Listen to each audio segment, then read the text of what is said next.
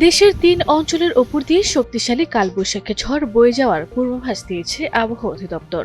এসব অঞ্চলের অভ্যন্তরীণ নদী বন্দরগুলোকে ১ নম্বর সতর্ক সংকেত দেখাতে বলা হয়েছে। শুক্রবার ১৫ মে ভোরে আবহাওয়াবিদ AKM নাজমুল হক স্বাক্ষরিত এক বিজ্ঞপ্তিতে এই তথ্য জানানো হয়েছে।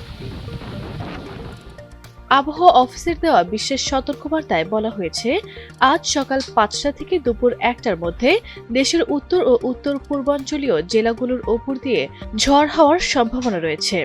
বিশেষ করে রংপুর, ময়মনসিংহ ও সিলেট অঞ্চলের ওপর দিয়ে পশ্চিম বা উত্তর পশ্চিম দিক থেকে অস্থায়ীভাবে দমকা অথবা ঝড়ো হাওয়া বয়ে যাওয়ার সম্ভাবনা রয়েছে।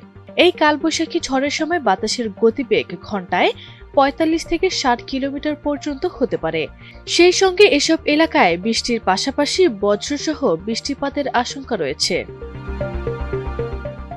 ঝড়ো আবহাওয়ার কারণে নদী উত্তাল থাকার আশঙ্কায় সংশ্লিষ্ট এলাকার নদী বন্দর সমূহকে ১ নম্বর সতর্ক সংকেত দেখাতে বলা হয়েছে।